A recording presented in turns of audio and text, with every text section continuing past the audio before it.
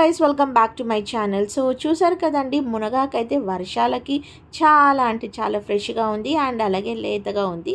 So మా ఇంటి దగ్గర అయితే మాకైతే మునగ చెట్టు అయితే ఉంది.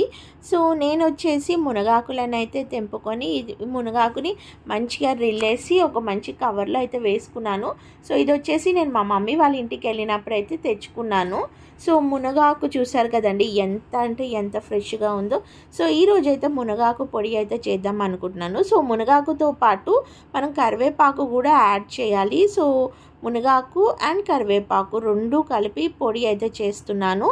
సో ముందుగా అయితే స్టవ్ అయితే ఆన్ చేసేసి ఇందులో వచ్చేసి ఒక టేబుల్ స్పూన్ అంతా నూనె అయితే వేసుకున్నాను, మంచి నూనె.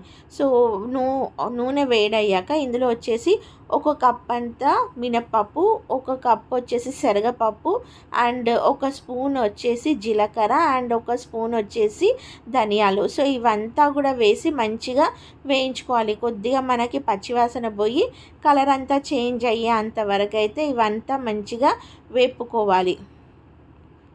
సో చూసారు కదండి, ఇలా అంతా మంచిగా వేయించుకున్నాక ఇందులో వచ్చేసి నేను ఒక 10 నుంచి 12 వరకు ఎండు మిరపకాయలను అయితే తీసుకున్నాను. సో మనం కారంకి తగ్గట్టుగా మనం ఎండు మిరపకాయలను తీసుకోవాలి. అండ్ మునగాకు వచ్చేసి మనకి హెల్త్కి చాలా అంటే చాలా మంచిది. సో డైలీ ఒక్క మునగాకు పొడితోని ఒక ముద్ద అన్నం తింటే మాత్రము మనకి 300 రోగాలన్నీ కూడా నయమైపోతాయి అని మన పెద్దలైతే చెప్తారు. సో చూసారు కదండి, ఇవంతా కూడా వేగించినది ఒక గిన్నెలోకి అయితే తీసుకోవాలి. సో ఇలా ఇవంతా వేగినంతా కూడా మంచిగా చల్లార్చుకోవాలి. సో ఈ లోపు వచ్చేసి మనము ఇంకొక అదే ప్యాన్లో మునగాకునైతే వేసేసి మునగాకును కూడా మంచిగా కడిగి ఆరబెట్టుకున్నాను అనమాట. సో కడిగి మంచిగా ఆరబెట్టుకున్న మునగాకుని ఒక కప్పు అండ్ అలాగే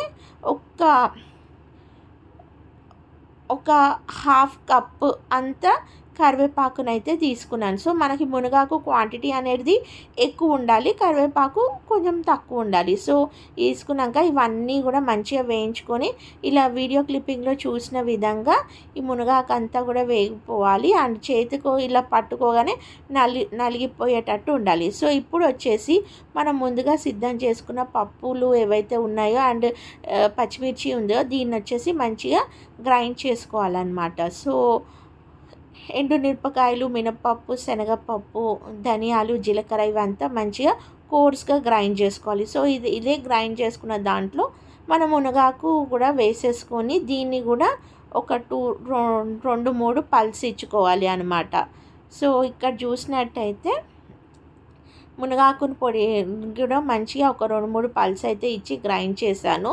సో ఇప్పుడు మనం కావాలి అనుకుంటే మనము ఉప్పు అనేది యాడ్ చేసుకోవచ్చు. ఒక 1 టేబుల్ స్పూన్ అంతా గ్రైండ్ చేసేటప్పుడు కూడా చేసుకోవచ్చు, నేను చేయలేదు.